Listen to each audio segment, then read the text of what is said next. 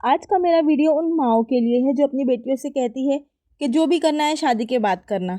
पता है ये एक सिंपल सी लाइन है, बट इस लाइन के पीछे कितने सारे सपने और कितनी सारी ख्वाहिशें दब जाती है। आपको क्या लगता है कि उसका जो हस्बैंड होगा वो आपसे ज़्यादा उसे प्यार करेगा? चलो, अगर अल्लाह ने नसीब अच्छा रखा तो उसका हस्बैंड अच्छा निकल गया, लेकिन अगर हस्बैंड अच्छा ना निकला, घर अच्छा ना निकला, तो वो कब जिएगी अपनी लाइफ? कब वो घूमने जाएगी? कब वो अपनी ख्वाहिश पूरी करेगी जो उसे उसकी पसंद है, उससे जो करना है? आप अगर यही कहते रहोगे कि जो भी करना है शादी के बाद करना, अगला इंसान अच्छा नहीं हो सकता है। अगली फैमिली आपको, बेटी को उतना प्यार नहीं देगी जितना आप लोग करते हो। और जब आप ही लोग अपनी बेटी को अपनी ख्वाहिश पूरी करने नहीं दोगे, तो सामने वाले से कैसे उम्मीद रख सकते हैं ना कि वो ज़रूर करने देगा।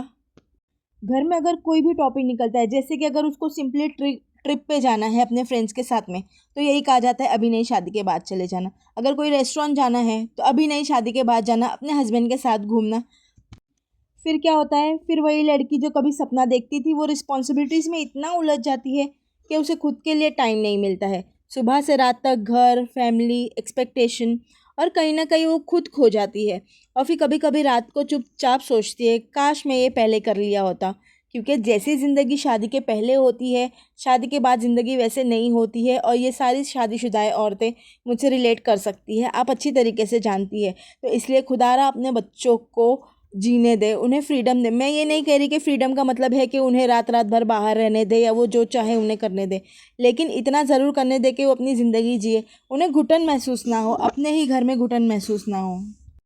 शादी कोई परमिशन स्लिप नहीं होती है, और ना ही कोई मैजिक डोर होता है जो सब कुछ पॉसिबल बना देगा शादी होने के बाद में। शादी एक रिस्पॉन्सिबिलिटी होती है, एक नई ज़िंदगी होती है जहाँ अपने सपनों के लिए लड़ना पड़ता है और ज़्यादा मुश्किल हो जाता है। अपनी बेटियों को ये ज़रूर सिखाया जाए कि जो करना है अभी करो, तुम्हारे माँ बाप है तुम्हारे साथ। जो करना है अभी करो, तुम्हारे भाई बहन हैं तुम्हारे साथ। उन्हें सपोर्ट करो, उन्हें रोको मत, उन्हें उड़ने दो। मैं ये नहीं कह रही कि आप उनकी हर ज़िद पूरी करो, लेकिन एटलीस्ट उतनी ज़रूर पूरी कर दो कि हाँ, वो मान से कह सके कि हाँ, मेरे माँ बाबा ने ये चीज़ मुझे कराई है, ताकि वो अगले घर में जाके हर छोटी छोटी खुशियों के लिए तरसती ना रहे।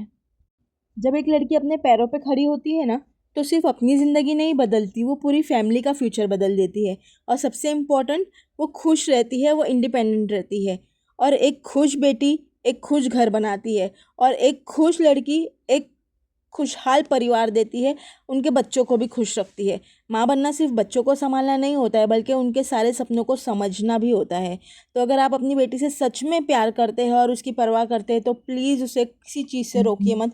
उसकी छोटी छोटी ख्वाहिश है, उसे घूमना है उसे घूमने दीजिए, उसे पढ़ना है उसे पढ़ने दीजिए, अगर उसे जॉब करनी है तो उसे जॉब करने दीजिए। यकीन माने ये सारी चीज़ें उसे बाद में करने नहीं मिलेगी। हाँ, कुछ लड़कियों के नसीब बहुत अच्छे होते हैं कि जिन्हें ये मनचाहा हमसफ़र भी मिल जाता है और उन्हें ये सारी चीज़ें करने भी मिल जाती है। लेकिन उनका क्या, जिनका ये सब नहीं होता, वक्त वापस नहीं आता और ना ही जवानी वापस आती है। तो अपनी बच्चियों को वो सारी चीज़ें करने दें वो जो करना चाहती हैं। हाँ, उन पे नज़र ज़रूर रखें कि वो सही कर रही हैं या गलत कर रही है। आप अब उनकी सेफ्टी का पूरा ध्यान रखें, हर चीज़ का पूरा ध्यान रखें, लेकिन साथ साथ उनके सपनों का भी ख्याल रखें, उनकी ख्वाहिशों का भी ख्याल रखें। आपने तो अपनी ज़िंदगी पूरी निकाल ली यही सब करते करते, घर के काम और ये सारी चीज़ें करते करते। आई एम श्योर मैं नहीं चाहूँगी कि मेरी बेटी कभी ये सब करे और मेरी बेटी इसी ज़िंदगी में जिए। तो आप भी अपने थोड़े से ख्याल बदलिए और अपनी बेटियों को जीने दीजिए। और हर बेटी डिज़र्व करती है ना कि वो एक ऐसी ज़िंदगी जिए जहाँ पे वो अपने डिसीजन खुद ले सके। सही क्या है, गलत क्या है, जब वो अपना डिसीजन खुद लेगी तब उसे लाइफ में समझ में आएगा। ज़रूर उन्हें गलत चीज़ें करने से रोकिए, लेकिन कभी उनके पर मत काटिए।